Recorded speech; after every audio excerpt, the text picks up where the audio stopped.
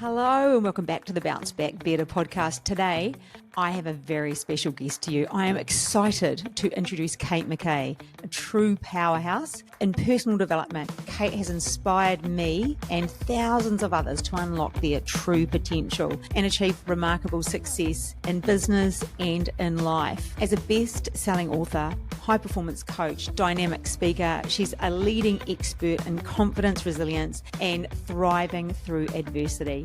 Get ready for an inspiring conversation with the amazing, incredible Kate McKay, and she's going to tell us about her new book, which is The Agility Mindset. Now, I need to read what she has put about this. She says, the agility mindset is like your personal superpower in today's fast-paced world, turning life's twists and turns into epic adventures. It's about staying flexible, bouncing back with style. Oh, I didn't know she'd put that in there. How good's that? And turning challenges into opportunities for growth.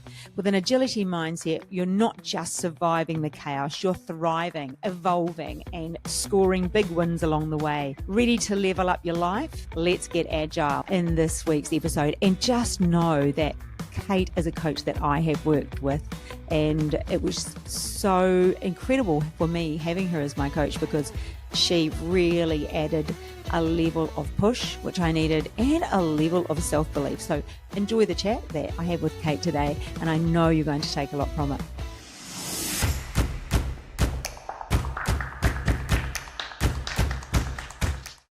Hello, Kate McKay.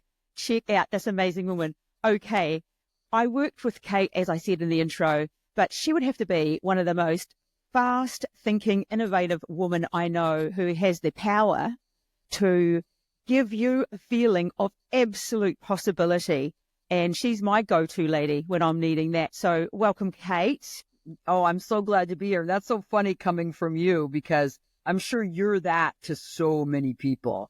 And I think the beautiful thing is we've met our match in each other. And that's why from the get-go, it was a beautiful union. Powerful union. So thank you so much for having me here. I am super psyched to bring our magic to the audience. So thank you. Thank you. We're going to jump into your book a bit later, your latest book. You've got a few books, but this latest one sounds very interesting, and I've already requested an early copy. But I want to start with, Kate, what do you think it is that makes people give up and live in the space of mediocre? Oh, my goodness gracious. Well, all I know is that I know what it isn't, right? So for me, I know what it isn't. And oftentimes, if we really want to be successful, we got to define what we don't want. And I think that if people look and say, I manifest, I want all these things, the better way to fire yourself up is say, I know what I don't want, and I don't want to feel mediocre. I don't want my marriage to suck. I don't want my job to be empty. I don't want my relationships with my kids to be shallow. I don't want that. But you have to have the courage and the ability to own that you're blowing smoke up your own butt by accepting mediocrity, right? And that's all under the illusion, as we'll talk about a little bit about, under the agility of balance. And I just have to say, and blow the lid right off, is balance is bullshit. We've been sold a bill of goods, and the quickest way to mediocrity is to look at your life and try to balance it. There's no such thing. It's an illusion. I love that. And we talked just before we started, or when you listed people, do you think Elon Musk has balance? Do you think with his 12 children and his billion-dollar companies, and you listed off a whole lot of people, but I agree with you that there is that whole, we don't have space for this and space for that. We have to learn to merge them through. And if you want something, you've got to get through the hard. And I know you've been through the hard. So what are your reasons for being able to get through the hard? And what do you think that people need to do when things are hard and they need to step out of mediocrity? What are the steps that they take, or what is that feeling they need to cultivate? They did a very cool study on West Point graduates, and it's in the book Grit. So any in the audience who hasn't listened to that or read that book, you must read it. It's actually my new book, is sort of a highlight of that book, and then taking it to another level in the newest neuroscience and studies that are out there on high performance and achievement. But in the book Grit, they did a study on the guys attending West Point. And they're at West Point Naval Academy. It's the best of the best. the cream of the crop of every city, town, country, best athlete, the smartest, top of the town in their community. And they would come in and they would train. But for some reason, 20% of the people would bail over the summer training. And they're like, wait a minute, how could this be? Why is the bottom coming out of 20% of people? I'm telling you, these are high performers and people that are kicking butt. And what they found out was that the variable wasn't intelligence. It wasn't athletic ability. It wasn't your socioeconomic. It wasn't all these things that you would determine success. It was the level of grit that people had. The ability to persevere when things get hard, even when you don't know the outcome. And I think that most people are afraid to admit that they're afraid of being out of control and the not knowingness. And what I will say to you is there is nothing definite. There is nothing that you can expect to be the same tomorrow. Your life can change in a drop of the dime. My life has been a testimony to that. Sometimes I listen to myself and I'm like, oh my gosh, I come on so hard and, strident or whatever. But the bottom line is I come into this world to initiate people into their greatness. Either you're with me or if you're not. If I don't ignite you, that's okay. Step aside. I have people I'm here to serve. I don't have time.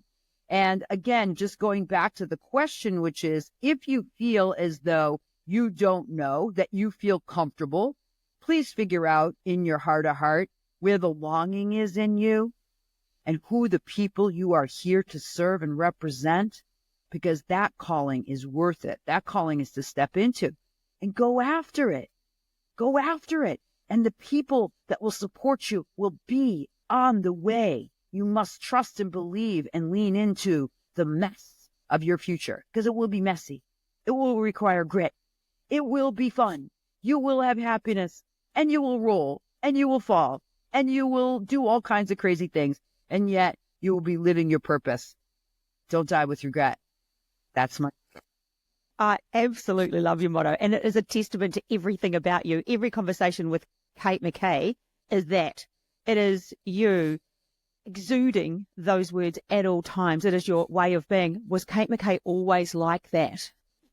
Well, you know what? I laugh all the time, like literally all day. I laugh because number one, this is what I'll say to anyone listening or watching, is that laughter is a great stress relief. So I laughed a lot in my life. I've always laughed a lot.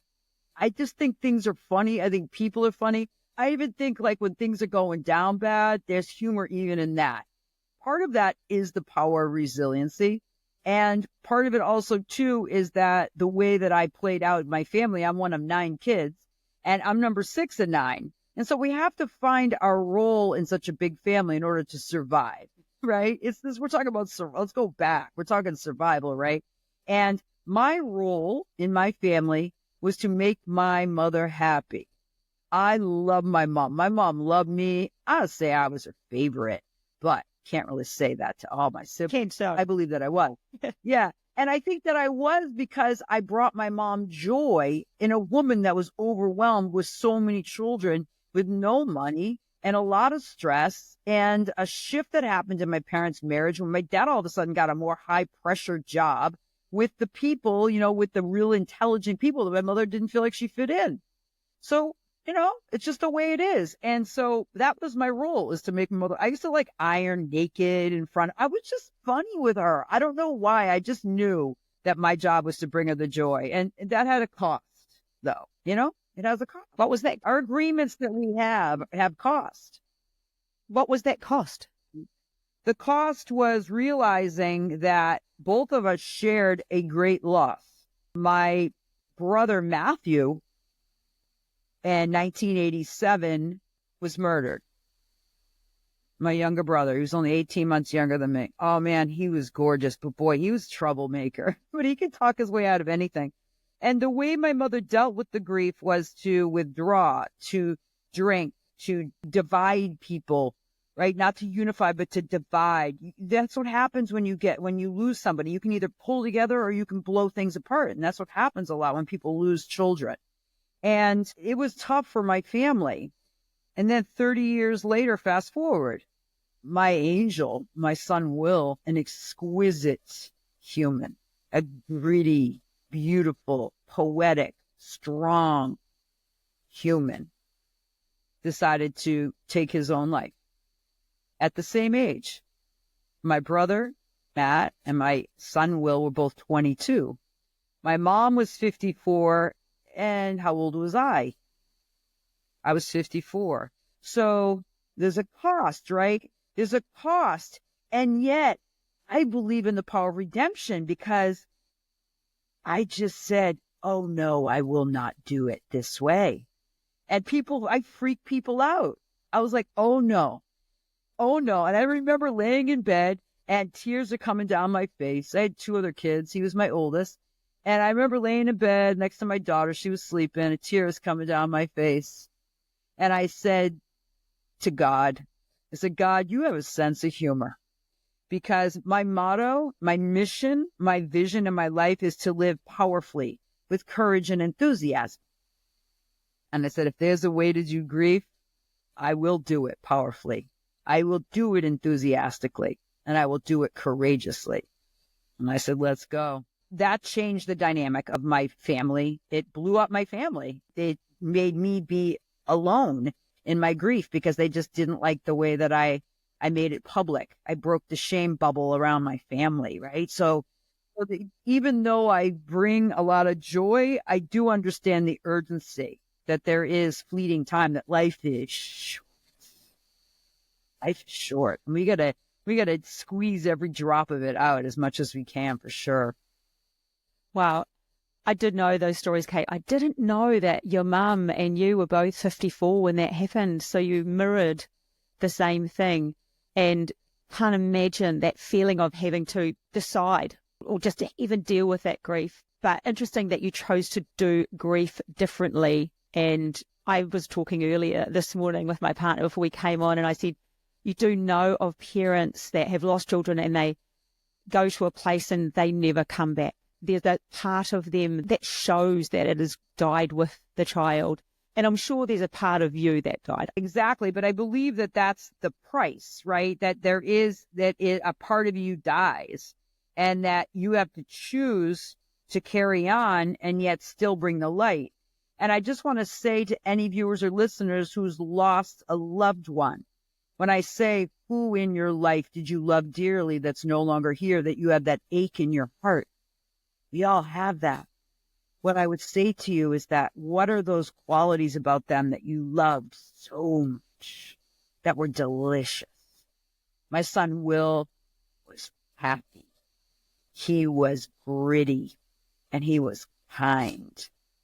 So every day I wear Will's qualities like a shroud because he doesn't need him anymore. Just like the person that came up for you doesn't need it anymore either, and no longer in the physical realm, right? So honor those people you love by honoring the qualities, the gifts that they left behind for you. Pick them up. Pick them up. Such powerful stuff. So Kate, when I talk to you, you're every time you give me an energy that's out the gate crazy. So if anyone can imagine what it's like working with this lady every week, it was just mind-blowing. The ability to make me realize that I had so much more that I could give, that I could do, that I could be. And even though I think that I play a generally reasonably big game, you were reminding me that I could go bigger, that I don't muck around. There is that sense of urgency that comes from you. A lot of people that I know, a lot of people that we probably get to work with are just average people. They're not always the high achievers. Their next step isn't as big as your next step, which we're going to get onto soon. So you know that the average people, I know it's easy to say apply the same principles, but they're scared. How does everyday people take that step up, find that courage, find that energy, find the balance, the resilience, find that I think the energy to do the thing that they want to do? And how do they do it without feeling overwhelmed by somebody like yourself, who's, as I said, mind-blowingly, amazingly, and I would totally recommend working with this lady. Yeah. So I would say that we have to identify the fear. And so I'm an outcome-based coach. So there are 3 predominant fears. So write these down. You have a fear of the outcome, that you're going to do something and the outcome isn't going to be what you want. It's going to suck.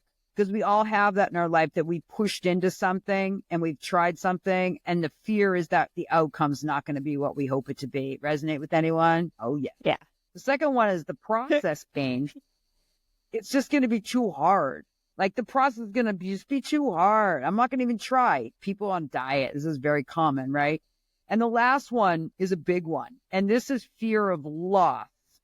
So fear of loss, that if you make a bold choice, any choice, that there's a possibility that you could lose someone or something, right? And on the other side of that is, this is a big one for most people. When I ask what's the fear, is fear of judgment.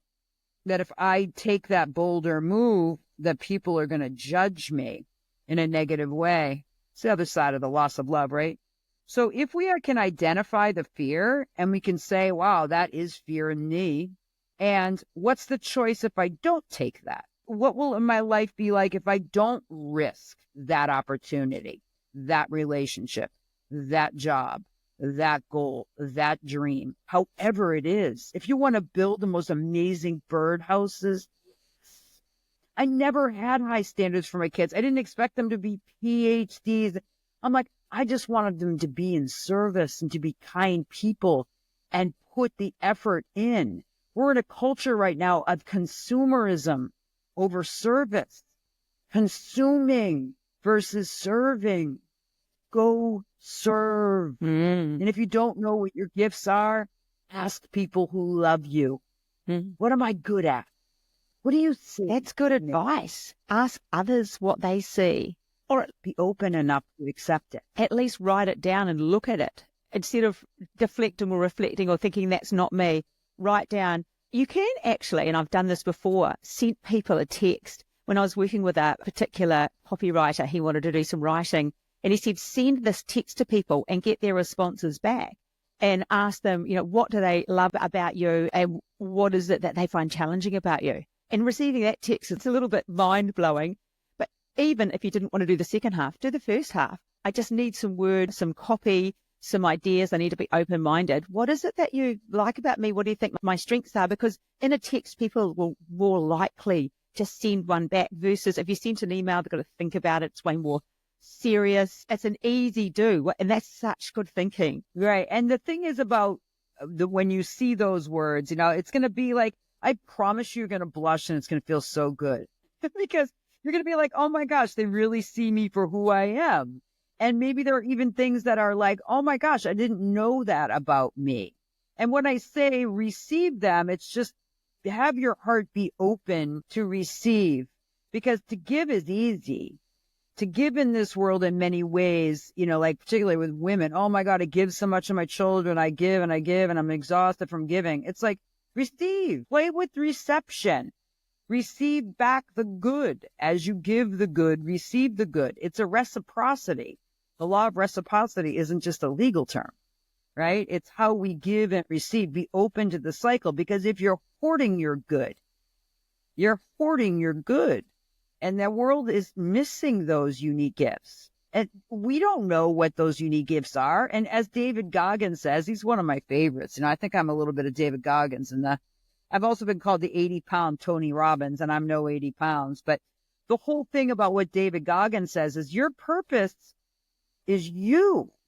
It's not, your purpose isn't out here in some future land after I lose the weight and find the perfect mate and this and that. Then I'm going to be living in my purpose today. Living in the now. I haven't read David Goggins. Be in you. Yes. Be in you, right? Yes. I love that whole wait until as well. And when I get to there, I'll be this. And when I get to there, I can do that. And when I've ticked that box, I'm able to do that. I'm all about, no, do it now. Don't put it off. You'll never do it. Best time to plant a tree was 20 years ago. The next best time is today. Because, we'll wait and we blink and another 20 years go past, because there will be so much coming your way that will be in the way, and it's just got to be on the way. You can't let it stop you. It doesn't have to be grand. No. I mean, that's the thing, is I think people, when they see me or hear me, they're like, oh my God, Katie, do you ever rest? I'm a lazy girl because I'm very... Hold up. I'm interrupting on that. This woman is nothing lazy, but okay. All right. Qualities about me, I'll tell you where my superpower is.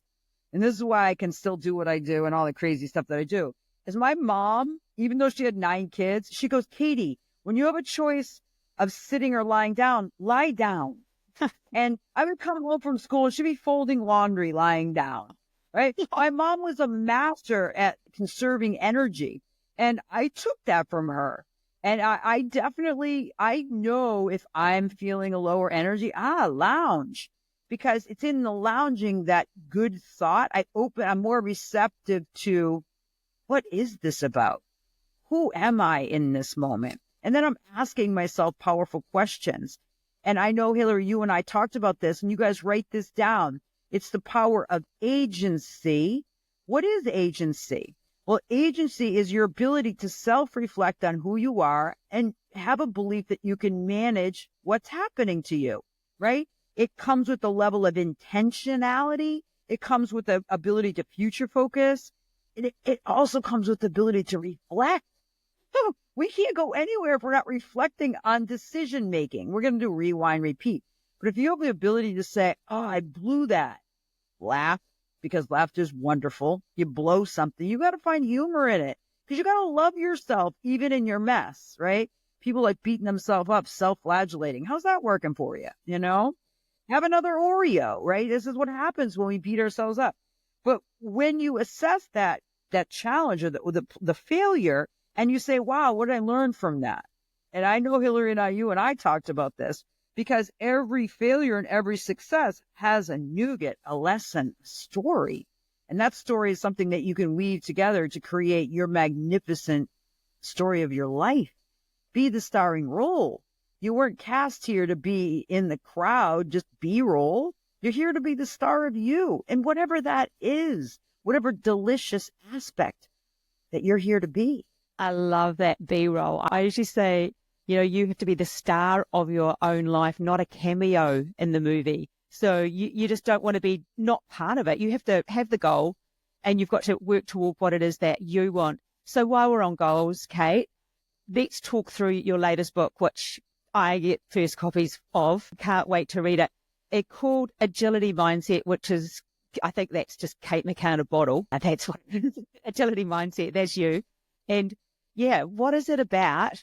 And what was the process for you? How did it work writing that book? You've mentioned the word grit a lot in that book, which I do think I've got. I'm pretty sure I've read that. I actually think I took notes when I read that book, composed my own notes from it. I learned a lot, and I actually bound it up to reread. Took my own notes from grit. So I'm going to go back to that, but when we're done here. But tell me about Agility Mindset and what do you want it to do for people?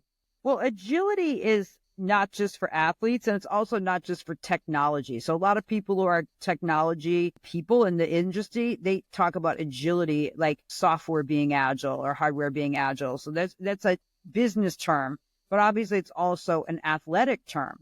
And I'm obsessed with the process of mastery and mindset and where we have to go in order to attain greatness. I loved the wide world of sports when I was a kid, the thrill of victory and the agony of defeat, the guy flailing. And I was always obsessed with how people persevered.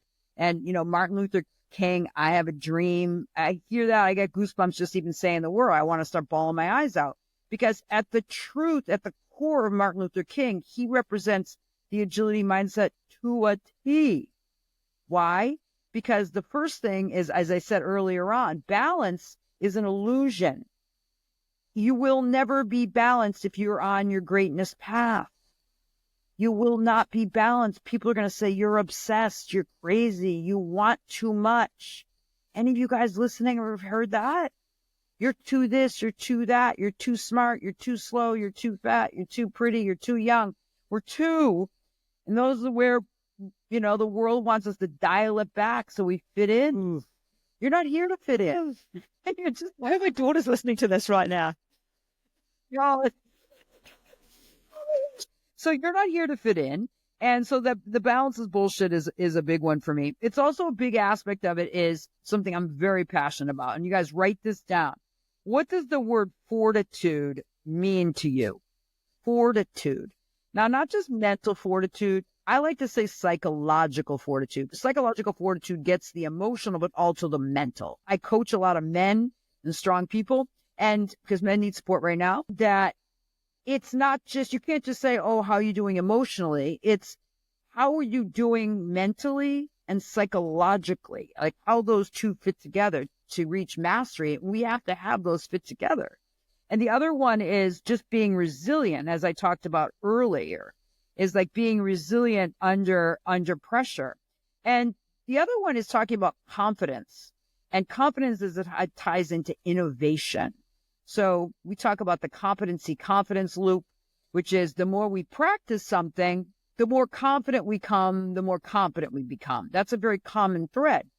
But also, the more confident we become, the more innovative we become, the more creative we become, the better problem solver we become, the higher server we become. So it's a beautiful circular path.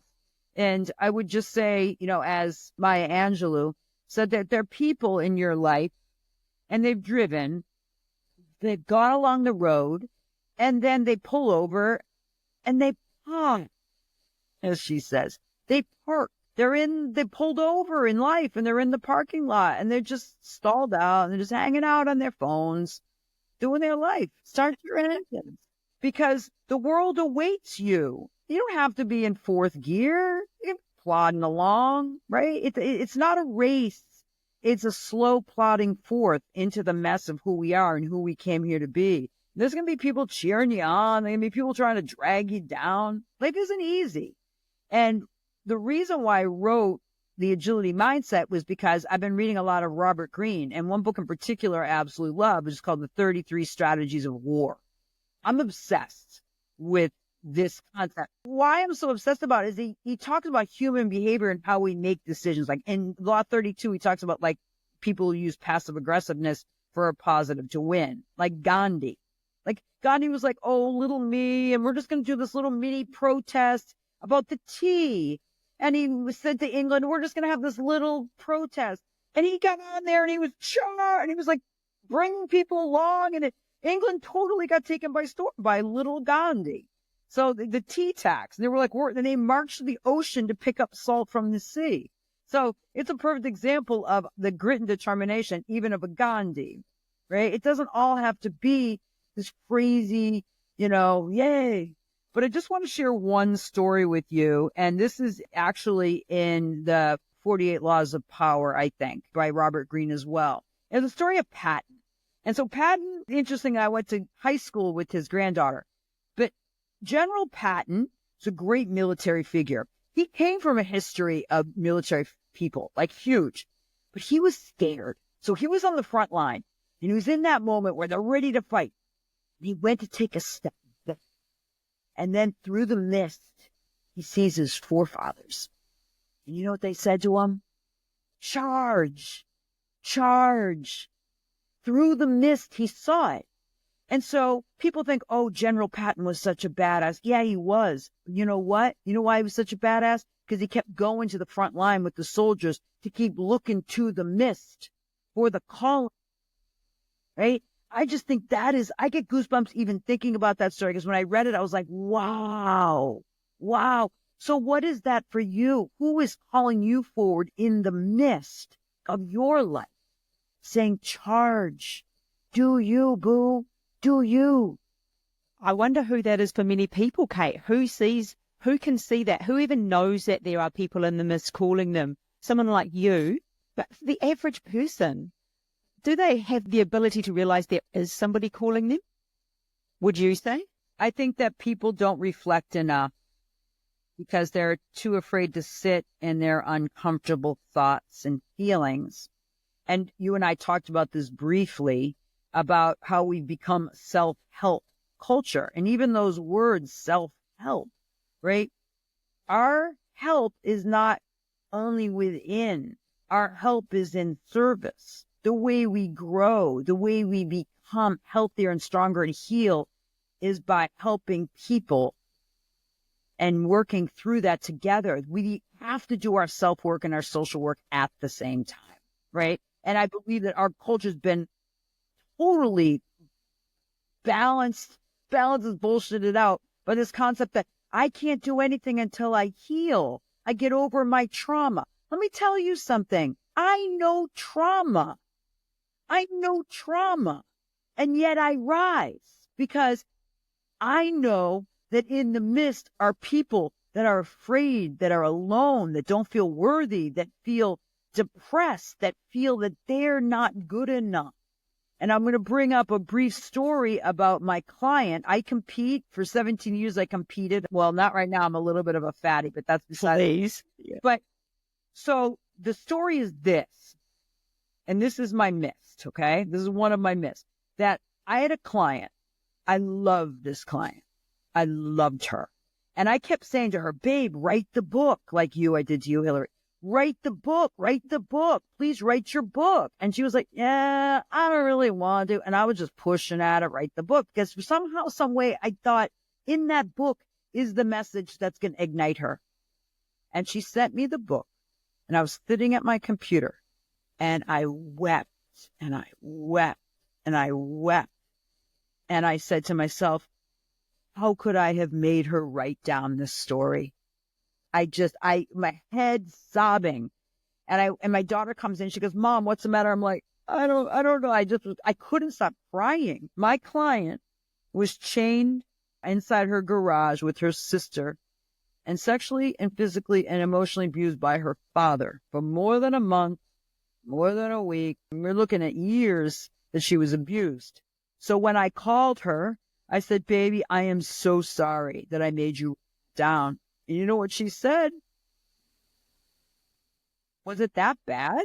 So her trauma was so deep that she didn't even realize that it was that bad. So every time I go on stage and I'm in my sparkly suit, my high heels, and I'm like, whoop, doing the bikini thing, I'm looking in the audience for that client, that person that was chained because they were not free, because they are closed down, because they don't have the confidence to stand up and walk with confidence into the world free.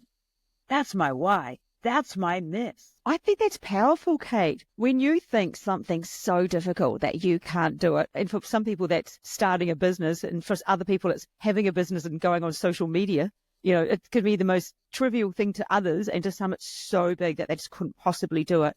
If you were to think of somebody you know who's gone through or achieved something so much harder, and think, if they can do that, I can do that. Well, what did I tell you right before this call? Before we record, right? You're an incredible speaker. You have incredible awards. You are an incredible source of light, of power, of storytelling, of success, of beauty, of grit, all of these things. And you're ready to go launch into a bigger venue. And I said, who are you speaking for? And you said, well, I don't know. I'm so busy with everything else. What was I asking you really, boo? Yeah, exactly. Who's in the midst? Yes, I love who's in your midst. I've never looked at it like that. I'm taking that. That's my big takeaway for today. It's like a complimentary coaching session, everybody, with the fabulous Kate McKay. Well, can you imagine what it's like dialing into this every week? You get off the phone and you think, I can fly now. I can actually fly physically.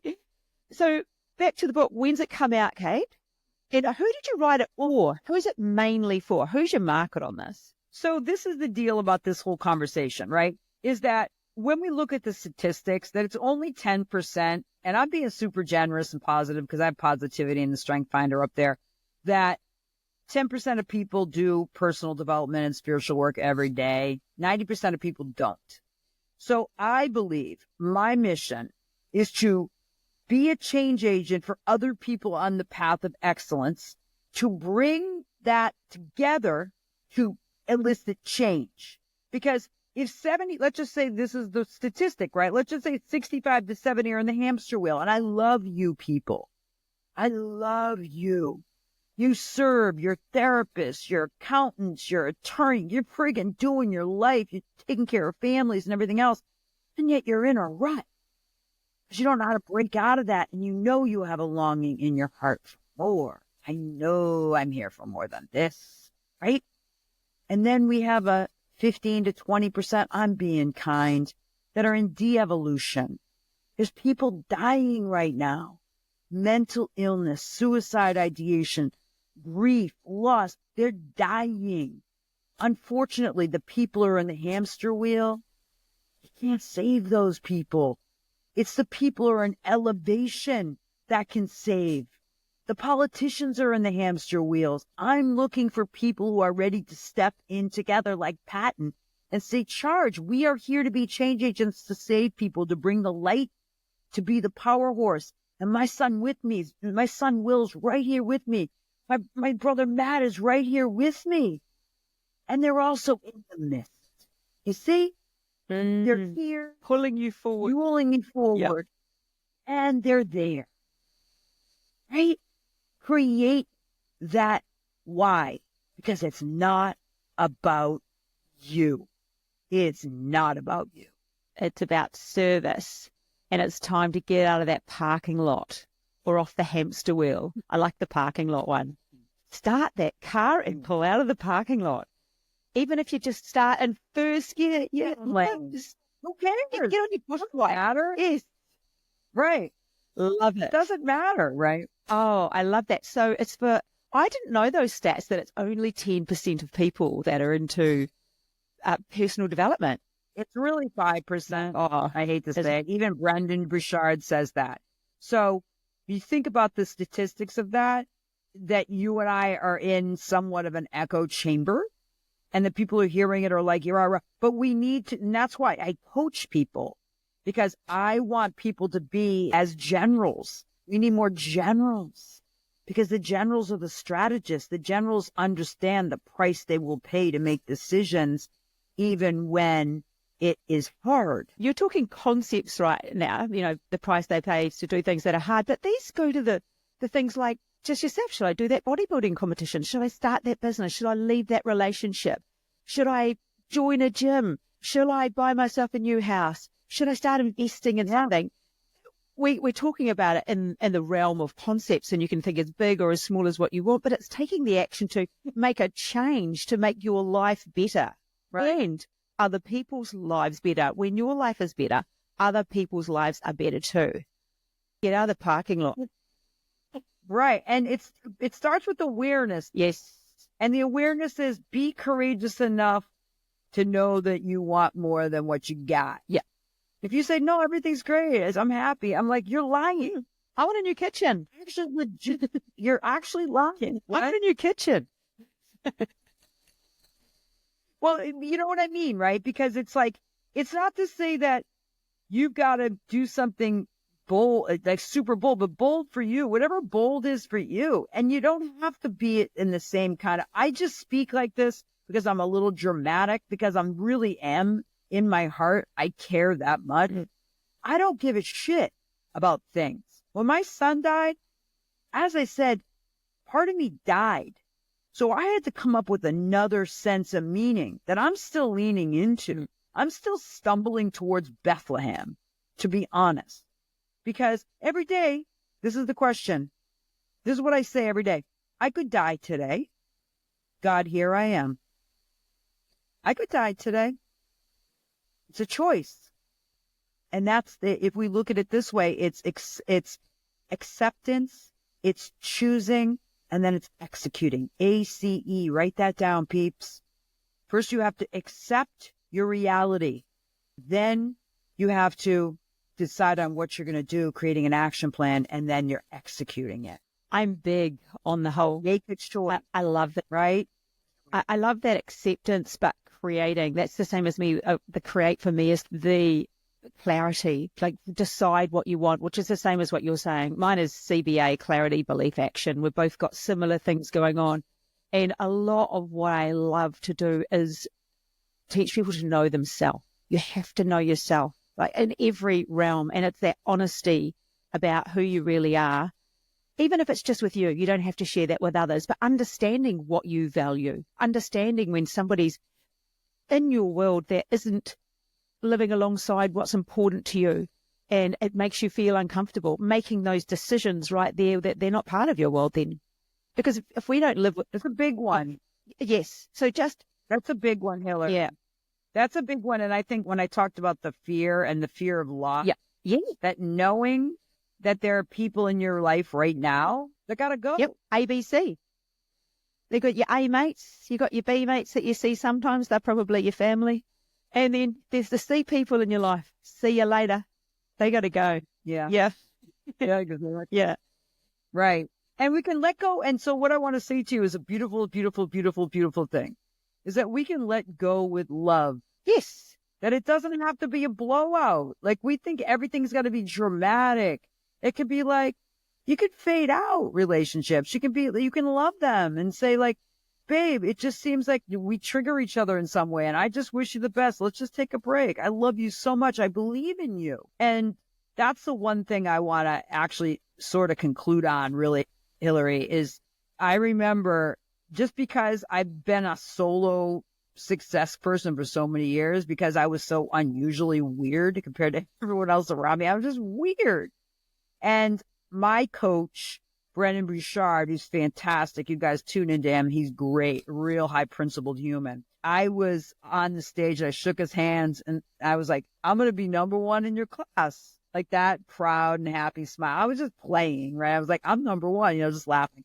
And he looked right at me and he said, I believe you will. And I was like, what? You believes I will? And no one ever says that to me. Oh, hey. And so what I want to say to you all is when someone tells you something, they want to try something, please, please, please simply state, I believe in you. Because Hilary, I believe in you. Oh, I know you do. Yes. We're in each other's world for a reason, Kate McKay. I believe in you. I so believe in this amazing lady. Hey, Kate, thank you so much for just your insightful wisdom, high-level thinking, brilliant humor, always full of generosity, gems. I think my takeaway for this, as I say, I've got goosebumps. It's time to get out of the car park. There's a lot of people sitting in the car park, and whether that for you is start that business, join a gym, lose that weight, get a better relationship, make more friends, lose some friends, whatever that means for you. Take up golf, improve your swing, go swimming. I don't care. But just choose to do something every day or commit to something that lights you up. Because we're here for, just one life right now that I believe in. So you've got to make it your best one. But as we finish off, what's your current favorite book? My favorite book, well, I just finished The 33 Strategies of War, but I will say anything by Robert Greene, The 48 Laws of Power and The Laws of Human Nature are absolutely fantastic. In addition, I have a pile of books that I go through every day. I'm really interested in loving Mary Oliver poetry. I believe poetry speaks to the soul. One poem, one word can open you up into that gaping place of love and acceptance and service by just a word or a line. So find something that ignites that creative essence in you, opens up your soul, and go there. I saw your recent email. I opened it and it said you're about to write a poem and you're looking for a poet to help you. So Kate, you can find her on TikTok. Is it Kate McKay on TikTok? Yeah, I think it's Kate McKay. Yeah, so Kate-McKay is my website. I am Kate McKay on Instagram. I have a couple Facebook accounts. I'll put the link in the bottom of this if you want to follow. Yeah, thanks. But she's in my podcast, Master Your Life, which I've interviewed Hilary on that too. So yeah, and I just want to say, just imparting, I believe in you. I believe that you have the ability to overcome any limitation that you have within you.